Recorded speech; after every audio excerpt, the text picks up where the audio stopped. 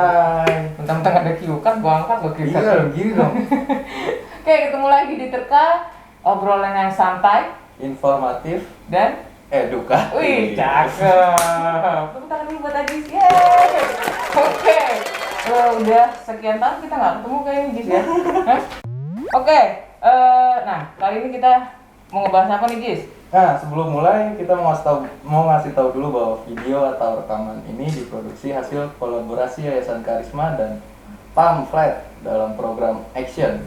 Warga aktif membangun solidaritas dan ketahanan dalam menghadapi COVID-19 dengan bantuan hibah dari Uni Eropa. Oke, video atau rekaman ini juga sepenuhnya merupakan tanggung jawab Yayasan Karisma dan Pamflet dan bukan mencerminkan pendapat dan pandangan Uni Eropa. Gitu, Jis. Ngomong nih kayaknya agak-agak. Ayo. Oke, lanjut, Jis. Nah, kita kali ini tuh mau membahas tentang kesehatan mental dan penggunaan narkotika. Nah, berbicara mengenai penggunaan narkotika, karena kan memang sangat beririsan gitu ya, sangat jelas gitu kan penggunaan narkotika dengan isu kesehatan mental gitu. Pada tahap tertentu ketergantungan narkotika dapat memicu hubungan yang buruk antara pengguna dan orang di sekitarnya, enggak. Oke, berarti hal ini yang kemudian masuk ke kategori isu kesehatan mental, Jis ya? Iya.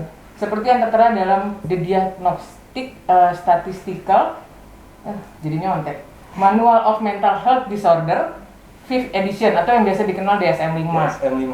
Karena DSM-5 ini ternyata merupakan pedoman bagi profesional dalam menangani individu yang memiliki isu kesehatan mental, termasuk profesional seperti bintang tamu kita kali ini, ya dong. Tapi nanti dulu ya dikenalinnya. Oh iyalah, Dari data BHM sendiri di 2016 sampai 2017 itu setidaknya menemukan 43 kasus kematian narapidana yang disebabkan oleh bunuh diri. Nah, menurut penelitinya sendiri ini sedikit banyak disebabkan oleh minimnya akses layanan kesehatan mental, Kak, di lapas ataupun di rutan. Penyebab bunuh dirinya itu. Nah, berarti mereka memang lebih sulit untuk mengakses layanan kesehatan ya, Jis. Berarti nggak seperti mungkin kalau kita di luar masih bisa cukup mudah lah ya, nggak seperti yang di lapas gitu ya. Nah, berhubung kita ngomongin itu tentang kesehatan mental dan pengguna narkotika ataupun masalah di lapas tadi, kali ini kita ditemani oleh dua orang narasumber nih, Kak. Yang pertama itu ada Dr. Angelin Hanafi. Oke, halo Dr. Angelin. Halo. Dr. Angelin atau biasa dipanggil Dr. Angie ya? Iya, betul. Angie, kayak lagunya itu dong, Angie. Itu bukan. Oke, Dr. Angelin ini sekarang bertugas di RSCM, terus Rumah Sakit Siloam juga ya, betul ya? Terus merupakan staf kedokteran di Fakultas Kedokteran UI. Iya, betul. Nah, dan juga sebagai sekretaris seksi psikiatri adiksi di PDSKJI, Persatuan Dokter Kesehatan Jiwa Indonesia. Betul ya? Apa kan? Berapa hari itu ngapalin? Enggak sehari, itu mah sehari, Jis. Dan lulusan University of Melbourne ya, Dok ya? Luar biasa. Memang expertnya berarti. Memang kalau expertnya. kita ngomongin isu kesehatan mental ya. Iyalah, expert lah. Kalau enggak ikut di Terka dong. Oh iya. Oke, kita sapa narasumber yang kedua dulu. Yuk, ada Kakak Pinky. Iya. Halo Kak Pinky. Halo. Pinky, emang panggilannya Kak Pinky ya? Iya, nama asli juga. Oh, nama asli. Nah, Kak Pinky ini tuh anggota dari PKNB, Persaudaraan Korban Nafsa Bogor. Iya. Dan saat ini menjadi relawan di organisasi Aksi Keadilan Indonesia yang memberikan pendampingan hukum khususnya yang terkait dengan nafsa. Iya, betul. Betul gitu Kak? Betul. Dari tahun berapa tuh Kak kira-kira? Baru bergabung di bulan Agustus lalu sih. Belum lama. Memang berarti expertnya juga nih Kak soal masalah hukum. Iya, pendampingan Pendampingan, lapas. iya. Nah, soal kesehatan mental tuh. Mas udah penasaran nih pasti kan? Sabar dulu ya. Nah, sekarang kita langsung ngobrol deh mending ya. Kita ngobrol santai, terus ya yang pasti ada edukasinya juga gitu ya. Yang pertama mungkin kita bisa langsung ke Dr. Angelin dulu kali ya. Oke, sabar Dr. Pinky. Dr. Pinky, amin. Amin. Siapa tahu kita nggak tahu ya ke depannya. Nanti nggak mau pusing lagi nanti.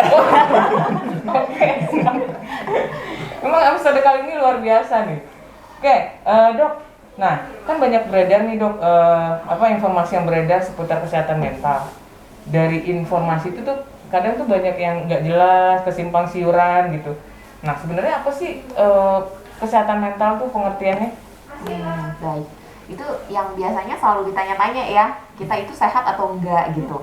Nah, kita balik lagi ke sehat. Sehat itu berarti kan nggak ada penyakit tertentu.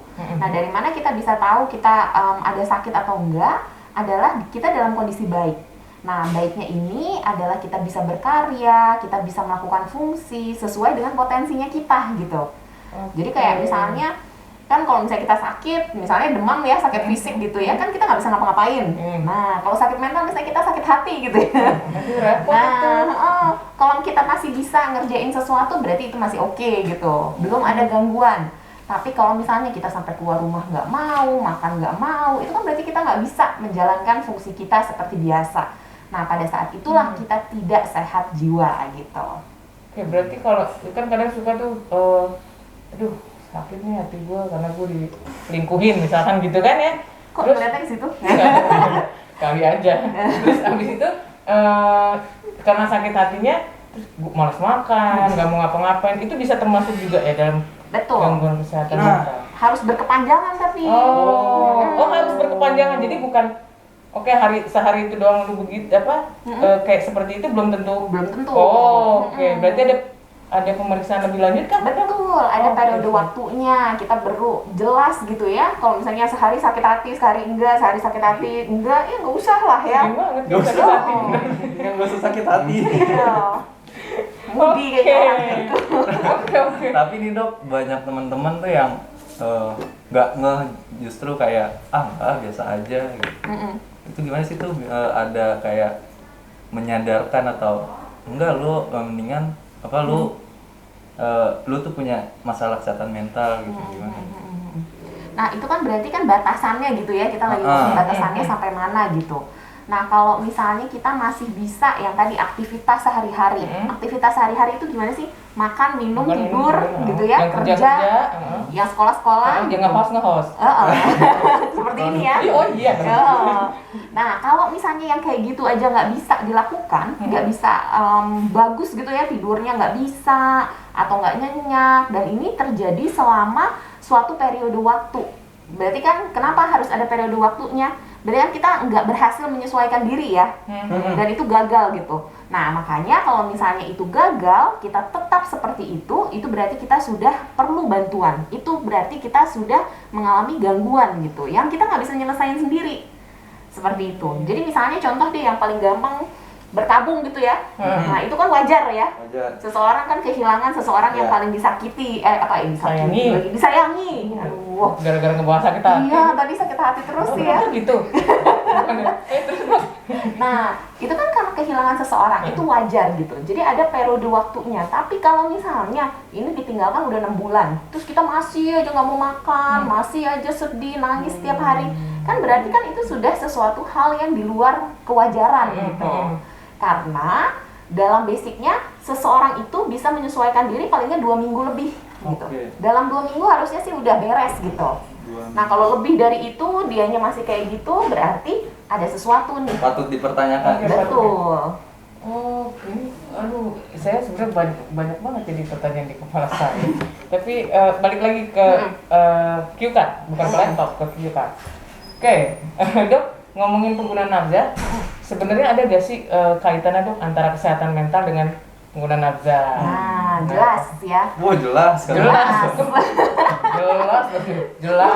Jelas dong ya. Nafza itu kan sesuatu yang masuk ke badan kita ya, mempengaruhi otak kita. Jelas itu mempengaruhi kesehatannya kita juga. Kan benda asing ya di dalam tubuh kita. Nah, itu satu tuh hubungannya jelas di situ. Tapi apakah pemakaian satu kali langsung bikin kesehatan jiwa kita terpengaruh? Belum tentu. Oh, belum tentu. Gitu, belum tentu. Kan setiap orang beda-beda ya, setiap individu beda-beda gitu. Nah, jadi ada orang yang satu kali terus habis itu gangguan jiwa. Ada orang yang udah 10 ribuan kali biasa aja gitu. Nah, memang kita harus tahu luar dalam namanya. Makanya kita kan nanya sama dia, kita tahu ceritanya gimana gitu. apakah dia sampai gara-gara masalah itu nggak bisa melakukan fungsi lainnya, jadi di situ terus gitu. Nah, ada orang nih ya yang menggunakan nabza itu, kenapa sih alasannya? Kita perlu tahu kenapa. Ada yang menggunakan nabza itu untuk mengobati diri sendiri. Betul sekali. Oh, pengalaman pribadi. Ya? Oh, jadi pelampiasan. Oh iya, lanjut. Dia pernah ini ketemu sama klien seperti itu, kayak seperti ya Kak Pinky ya. Itu banyak banget tuh yang kayak misalnya karena dia ada sakit tertentu, memang udah ada gangguan jiwa tertentu, terus dia pakai untuk mengobati, gitu. Jadi Tapi dokter kan, sendiri. Jadi iya, dokter sendiri, benar benar. banget, gitu.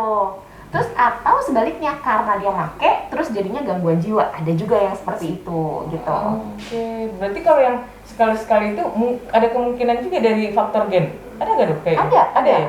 Besar hubungannya. Jadi kayak ada sih penelitian ya, tapi nggak di Indonesia sih, di luar negeri. Kalau misalnya dia cari tahu nih, kalau ayahnya punya kecanduan tertentu, anaknya gimana? Persentasenya itu tinggi ternyata.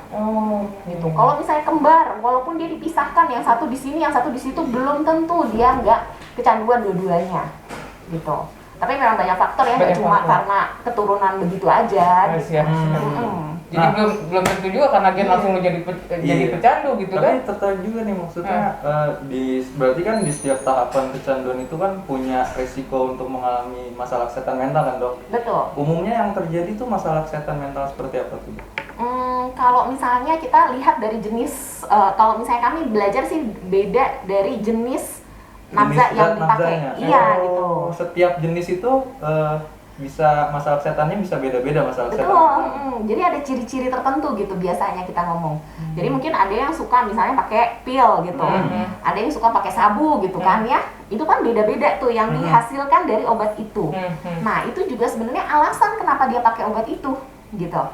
Jadi kenapa sih orang, mungkin kita suka mikir gitu, kenapa sih dia suka misalnya pakai putau gitu. Kenapa dia misalnya sukanya pakai sabu gitu. Itu dua alasan yang berbeda tentunya. Nggak bakal sama untuk setiap orang. Nah, itu yang kita perlu tahu sebenarnya. Nah, itu juga bikin kenapa seseorang bisa sampai kecanduan gitu. Bisa jadi nyari tahu alasan dia, ngebantu juga sih sebenarnya ketika ngobrol sama ini, tahu masalah kesehatan mentalnya kayak gimana, alasan dia kecanduan apa gitu kan. Penggalian tuh perlu banget ya dok ya? Di awal tuh ya. Gitu. Oke, kita lanjut lagi. Nah, 2 tahun kemarin dia terkesima gitu ya. Bukan terkesima, terpesona. Ini mah dokter Angie. Iya, jadi banyak pertanyaan. Oke dok, tapi itu di luar sesi ini. Nanti dulu. Oke. Tahan. Nah dok, 2 tahun kemarin ini kan kita ngalamin masa pandemi nih dok. Nah, banyak teman-teman pengguna nabza mungkin untuk mengakses ke dokter atau ke rumah sakit itu agak sulit ya, tidak terlalu mudah gitu. Nah, karena sendirian juga, terus nggak didampingin petugas kesehatan. Nah, beberapa mungkin kesulitan membedakan nih dok antara withdrawal, jadi sakit setelah penggunaannya itu, dengan gangguan kesehatan mental. Nah, ada tips nggak nih dok untuk mengetahui perbedaannya? Untuk tahu perbedaannya ya, itu pertanyaan yang bagus banget. Kalau withdrawal kan kita bilang itu gejala putus obat ya, berarti harus ada koneksinya. Kapan dia minum obat? Obat itu dia berapa lama baru habis, nah itu dia akan munculnya kapan gitu. Itu jelas banget tuh, waktunya harus pas gitu. Sedangkan dia ada apa ya, kalau misalnya bilang timelinenya pas gitu. Tapi kalau gangguan di luar pemakaian itu, dia tetap ngerasain hal yang sama gitu. Misalnya dia terakhir kali pakai 3 hari yang lalu, dia masih ngerasa nggak enak nih sampai sekarang gitu misalnya. Nah, bisa aja ini nggak ada hubungannya sama si obat itu. Tapi pasti ada mungkin hubungannya dengan misalnya dia stres karena pandemi, kehilangan orang yang meninggal karena pandemi gitu. Nah, itu bisa saja. Kita tahunya itu dari apa? Dari nanya gitu. Tidak kenal tidak sayang. Tapi dokter udah kenal ya mas saya Majis. Moga-mogahan. Oke. Nah, jadi memang berarti memang kalau withdrawal itu ada istilahnya, ada jeda waktunya, ada waktunya ya. Kita lanjut ke Kak Pinky. Oke. Dok, kita ke Kak Pinky dulu ya dok. Tepuk tangan. Oke, istirahat gitu ya. Oke sih. Pindah. Oke, Kak Pinky. Oke, iya. Nah, Kak Pinky ini kan mendampingi teman-teman pengguna nafza nih yang berhadapan dengan masalah hukum. Menurut Ya. pengalaman kakak nih, gimana sih kondisi mental yang bersangkutan tersebut yang mengalami yang berhadapan dengan masalah hukum sama keluarganya? Karena kan yang Betul. kita tahu kan masalah hukum di Indonesia kan nggak sebentar ya. Pasti ya. Betul. Menurut pengalaman saya pribadi sih, selama pendampingan hukum itu ya, itu banyak yang mereka tuh mungkin mengalami trauma dan psikisnya pun mungkin terganggu juga ya kan, akan perihal itu gitu. Dan untuk keluarga kebanyakan sih tekanan psikologi ya, karena diteleponin nih kan, nih mau bebas gak gitu kan. Mau diteleponin? Iya, diteleponin penyidik gitu misalkan. Oke. Itu kan kayak ada tekanan sendiri kan keluarga kan ya kan, belum ada uangnya ini gimana nih gitu kan ya, anaknya juga kan khawatir kan, ada kegelisahan juga gitu. Ini kalau nelfonnya misalkan, Bu, ini anaknya di sini. Kadang-kadang nggak gitu kali ya? Nelfonnya enggak ya? Enggak. Oh, Jadi ya banyak tekanan psikologi yang orang tua keluarga lah ya, keluarga terima gitu. Kebanyakan pun mereka cerita ke kita, benar kata Dr. Angelin, kalau kita nggak cerita kita nggak tahu informasinya seperti apa kan gitu. Nah kebanyakannya itu dari keluarga dan dari korbannya tersebut ya trauma itu sendiri ya kan, terus psikis itu sendiri. Itu aja sih Kak Aziz. berarti dari keluarga ataupun si klien yang pernah ditanganin Mas Pinky pun keduanya ini kayaknya ada perlu ada penggalian lagi nih. Iya. Kayak secara psikologis dua-duanya Betul. kena gitu ya. Betul. Oke, siapnya luar biasa nih. Berarti kayaknya perlu di setiap lapas nih atau di setiap ketangkap gitu ya ada perlu layanan juga kayak buat Betul, kayak misalkan direhabilitasi kan konselor atau ada, harusnya seperti itu sih. Harusnya ya. harusnya ya, idealnya. Idealnya. Oke. Nah, tapi kalau akses teman-teman sendiri tadi yang buat kesehatan mentalnya baik saat menjalani proses hukum sampai akhirnya dia ditahan itu ada perbedaan nggak sih akses sebelum pandemi dan saat pandemi? Saat pandemi dan sebelum ini untuk aksesnya ya. Untuk saat ini sih ya, sampai sekarang mungkin untuk kesehatan mental sendiri itu nggak ada. Untuk penangkapannya ataupun apapun itulah ya. Nah, tapi kalau untuk kebutuhan khusus itu ada ya Dok, itu ada. Tapi kalau untuk mental itu sih nggak ada. Dan kebanyakan mungkin ya ada dokter psikologinya, cuman ya balik lagi gitu kan. Berarti ini ya minim gitu ya layanan Pasti ya, kesehatan mental minim. buat teman-teman yang Minim berhadapan sekali, dengan minim sekali. hukum. Nah, Kakak Pinky sendiri nih sebagai pendampingnya teman-teman yang bermasalah dengan berhadapan dengan hukum, apa sih yang diberikan tuh untuk dengan minimnya akses tadi tuh tentang kesehatan mental? Apa yang biasanya diberikan Kak Pinky nih dengan teman-teman kepada yang bersangkutan ataupun keluarga, khususnya di masa-masa pandemi kayak gini kan? Oke. Biasanya yang kita lakukan sebagai pendamping hukum itu memotivasi, ya kan, otomatis dia down ya kan, ya kan, saat investigasi kita ke sana menanyakan kronologinya, pasti kita memasukkan untuk memotivasi, ya kan, bahwa orang kayak kita juga punya masa depan gitu kan, nggak selamanya orang kayak kita tuh kayak gini terus gitu kan, kita cuma terjebak gitu aja kan, salah pergaulan, lingkungan gitu kan, itu memberi motivasi untuk membangun kepercayaan diri dia, agar wah ternyata memang nggak harus kayak gini juga gitu kan.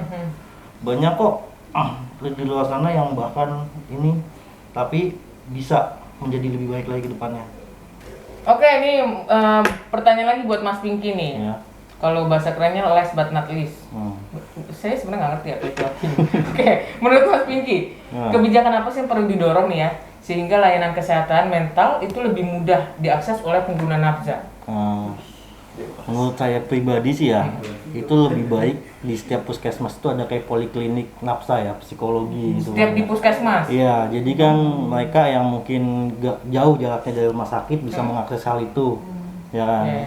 Nah di situ kan khususnya yang tadi dokter bilang ya, itu emang terkaitnya dengan adiksi yang ada, ya kan, karena yang dikonsumsi ya, apa jadi perilakunya itu berubah.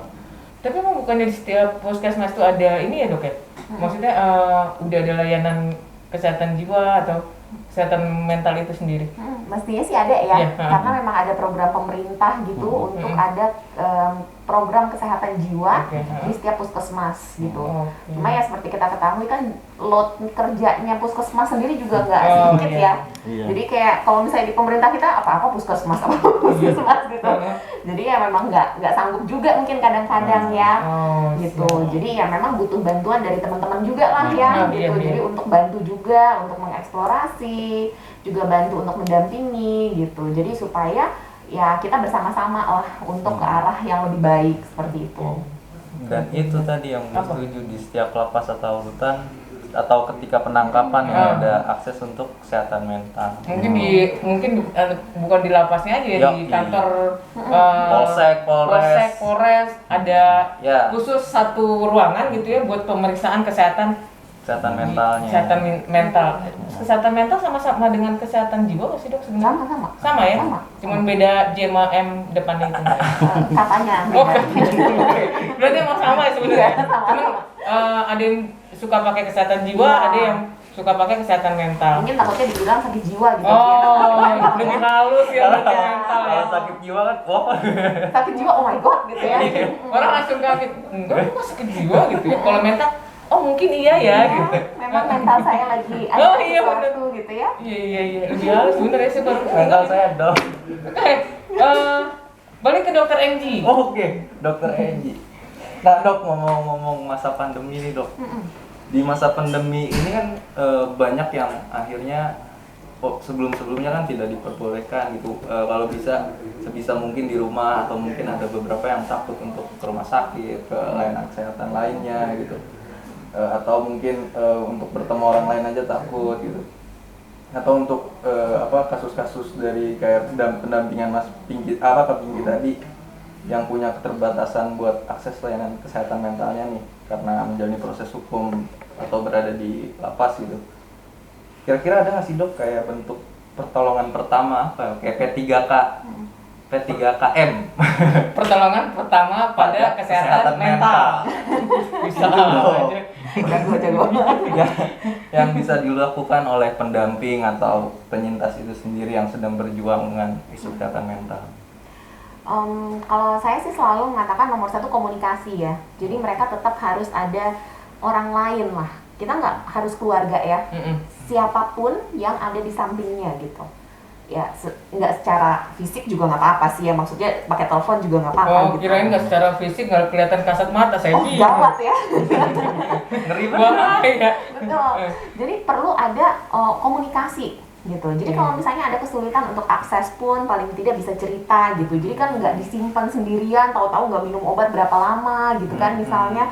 Atau misalnya yang tadinya cuma stres-stres ringan jadi depresi seperti itu. Jadi jangan sampai ini berkembang karena nggak bisa cerita kepada siapa-siapa gitu. Jadi komunikasi dulu. Nah, yang berikutnya juga kalau misalnya kondisinya sudah cukup parah gitu ya, mungkin kalau misalnya kita pikir sebagai pendampingnya, kita bisa mengakses layanan-layanan yang ada telekonsultasinya gitu. Telekonsultasi. Jadi bisa daftar online, terus bisa ceritanya online. Nah, ini kan semua karena pandemi semuanya jadi online Iya, gitu banyak ya. online memang. Ada positifnya sih sebenarnya. Jadinya kan kita bisa akses dari jarak jauh gitu. Iya. Lebih Jadi mudah ya betul, aksesnya. karena kita nggak bisa jamin semuanya kayak di Jakarta atau misalnya di kota-kota besar lainnya gitu. Gimana kalau misalnya yang di desa-desa gitu kan? Satu, pastikan kuotanya cukup gitu ya, supaya bisa konsul lewat tele gitu. Sinyal juga bagus ya. Betul. Atau misalnya perkumpulan kayak grup-grup terapi gitu juga bagus gitu. Jadi yang seperti itu adalah hal-hal sederhana lah yang kita bisa bantu untuk teman-teman di masa-masa awal gitu. Karena mencegah lebih baik daripada mengobati tetap. Jadi sebelum itu parah banget, kita udah melakukan sesuatu lah, komunikasi dulu. Komunikasi tuh, Kalau kayak kalau apa bahas- diomongin. Diomong. Kalau bahasa kerennya sharing kali ya? Sharing. Cerita. Dan yang denger juga biasanya kan nyebelin kan, suka nyepelein apa sih lo lebay gitu. Ya. Curcol, lu curcol Jis. Oke, Kalau misalnya gitu jadi pendengarnya juga gitu, jangan gitu. Iya, Maksudnya pesan buat si pendenar iya. juga, nggak boleh Jangan kayak gitu. judgmental. nggak boleh judgmental, pokoknya nggak ada diskriminasi gitu ya. setuju. Berarti belajar jadi pendengar yang baik. Gimana mau tahu cara jadi pendengar yang baik? googling dong. Gue kira mau dibawain. Belum, ini panjang mau Oke, dibawain. siap. Oke, Dok. Nah, ini terakhir nih Dok. Bener nih. Pertanyaannya. Oh. Pertanyaan di depan, Iya. sayangnya terakhir. Oke. Nah, di masa pandemi kayak gini nih Dok, khususnya di masa pandemi sebenarnya, gimana sih cara kita? Selain tadi kan dokter bilang ada apa kelompok-kelompok yang bisa virtual gitu ya. Nah, selain itu untuk mengelola kesehatan mental kita, apakah kita harus berolahraga atau apa gitu Dok? Khususnya di Kisi-kisi. pandemi ini, kisi-kisi lah. Baiklah. Nomor satu yang kemarin yang tadi saya bilang komunikasi. Ini Komunikasi. juga yang nomor dua yang selalu saya ulang-ulang ya Heeh. kepada orang-orang adalah satu, fokusnya pada sesuatu yang kamu bisa kontrol. Jangan pada sesuatu yang kamu nggak bisa kontrol. Contohnya? Contohnya Contohnya gini, pandemi kita nggak bisa kontrol ya, Enggak. biarin aja gitu. Gak usah dipikirin. Yang kita bisa kontrol, kita makan nggak hari ini, Oh, besok kita mau oke. kerja atau enggak gitu.